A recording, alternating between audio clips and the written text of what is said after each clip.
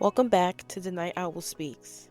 Today, we're closing out the very first season of my dear future husband, Letters from My Single Season series. A season that began with one letter and unfolded into some of the most honest reflections I've ever shared publicly. Before we step into the next chapter, I want to slow down and revisit the journey we took together. The fears I confronted, the patterns I exposed, the lessons God revealed to me, and the growth that quietly unfolded throughout each reflection.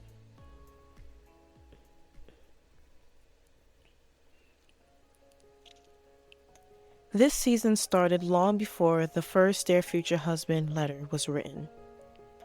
I shared how my early relationships became mirrors, reflecting my lack of boundaries, my need for validation, my desire to be chosen, and my limited understanding of my own worth. I talked about how I kept falling into the same patterns because, deep down, I hadn't yet discovered who I was or what I truly deserved. That last situationship was my breaking point, and it forced me to look inward, to step into my single season, and to start writing.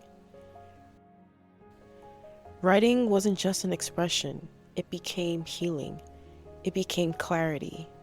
It became a prayer. And that's when the first letter took form. The very first Dear Future Husband letter wasn't written from a fairy tale place. It was written from a place of fear and vulnerability. Fear of repeating old mistakes. Fear of not recognizing the right person.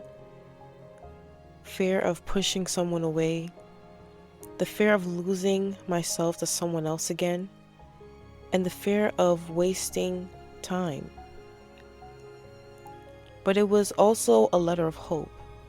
Hope that I could grow, heal, and prepare for the kind of love God wanted for me.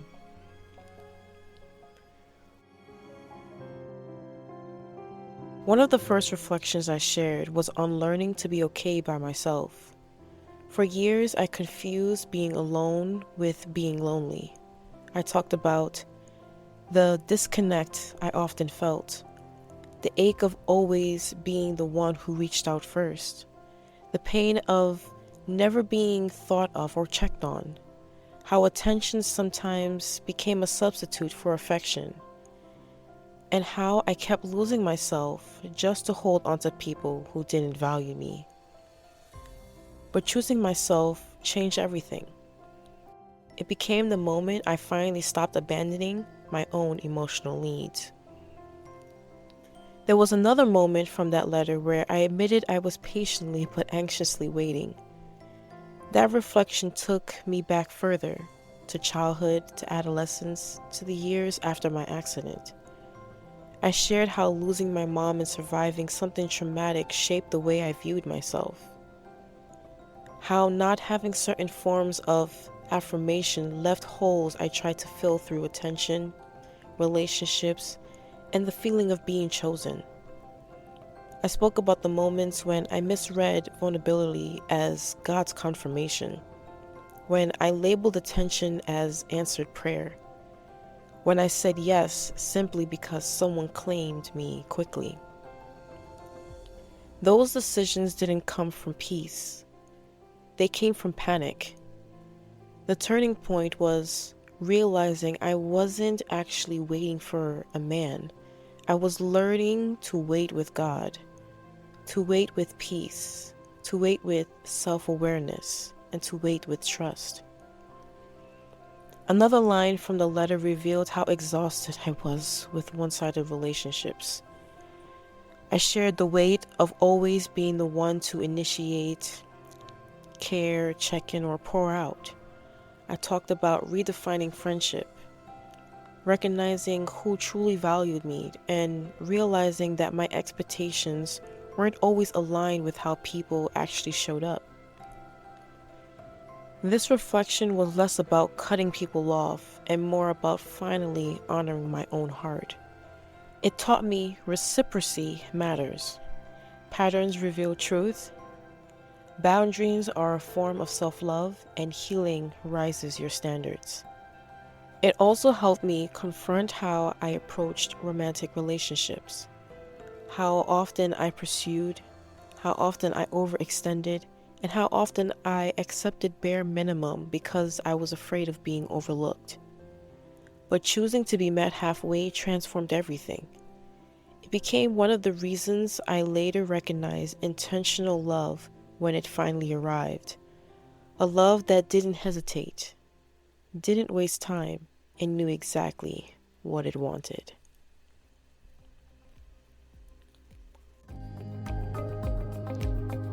Looking back at all these reflections, season 1 wasn't just about preparing for a husband.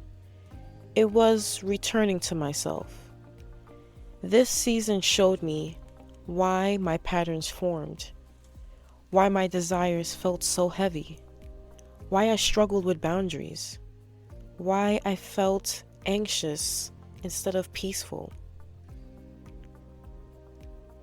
why I kept settling for the crumbs, and why God needed to rebuild me from within. Season 1 was a season of becoming whole, becoming aware, becoming grounded. As we prepare for season 2, there is something beautiful about this next chapter. A few months after that first letter, I wrote another one. A letter that carried a different energy. There was softness, there was hope, there was a desire to be truly seen and fully expressed. There was a longing, but also maturity. The next season explores a new layer, not just fear or boundaries, but comfort, connection, emotional openness, and the desire for intimacy and love that feels safe and God-led. But we'll walk into that gently.